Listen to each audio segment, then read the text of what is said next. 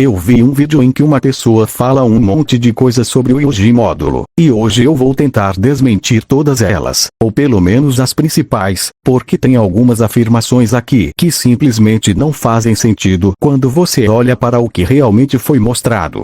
Primeira afirmação. O desmantelar que o Yuji módulo utilizou, e que conseguiu matar várias maldições, seria mais forte que o Roxo e o Fuga. Não. Vamos com calma. O fato de um ataque conseguir matar várias maldições não significa automaticamente que ele tenha um nível de destruição maior que técnicas como Roxo ou Fuga.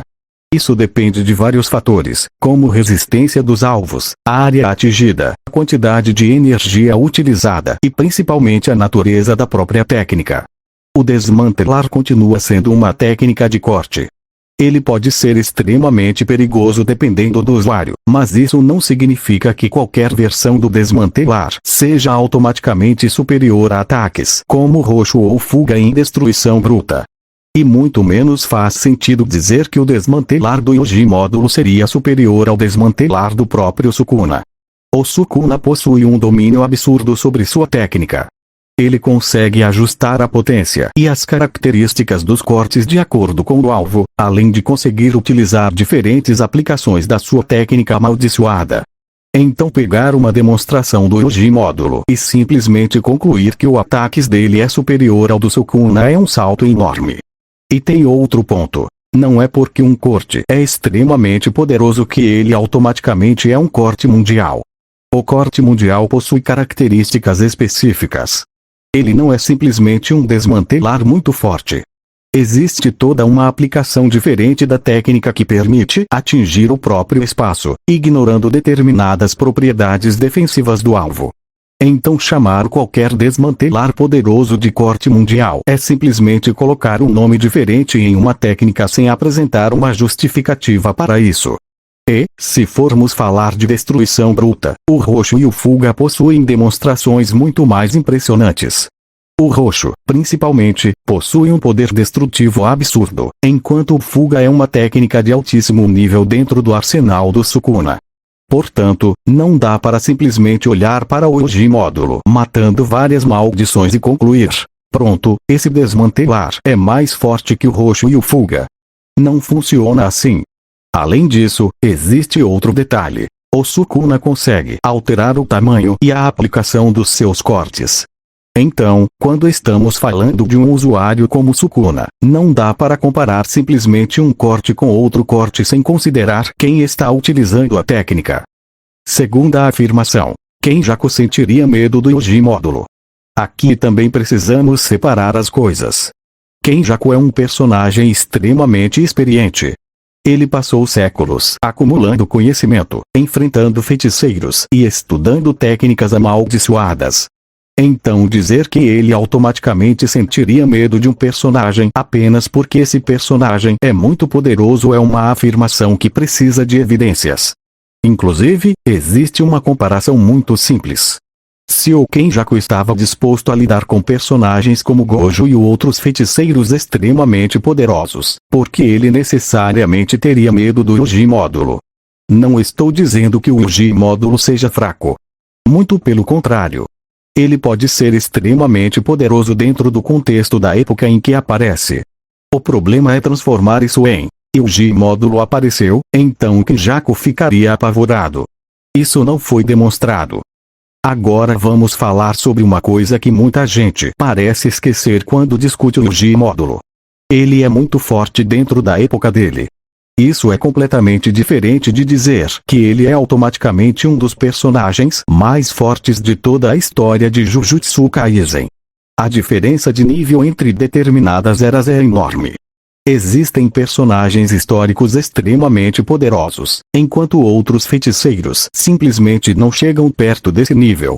Então, quando alguém fala que o Yuji módulo é um dos mais fortes daquela época, isso não significa necessariamente que ele venceria Gojo ou Sukuna. Você precisa analisar os feitos individualmente. E é justamente aí que começa o problema. O Yuji módulo ainda possui poucos feitos realmente absurdos que permitam colocá-lo acima de personagens como Gojo e Sukuna com segurança. Ele possui habilidades interessantes, possui técnicas perigosas e certamente é um personagem muito poderoso, mas isso não significa que qualquer habilidade dele possa ser interpretada da maneira mais extrema possível. Agora vamos falar do sangue perfurante. Essa é uma habilidade realmente impressionante. O sangue perfurante não é uma técnica simples de utilizar. Controlar sangue, transformar esse sangue em um projétil extremamente rápido e manter precisão suficiente para utilizá-lo em combate exige bastante controle. Pouquíssimos personagens demonstraram domínio realmente consistente dessa habilidade. Entre os exemplos estão Naruto, Shikamo, Chozo e o próprio Yuji. Então, sim, o sangue perfurante é uma técnica extremamente útil e difícil de controlar.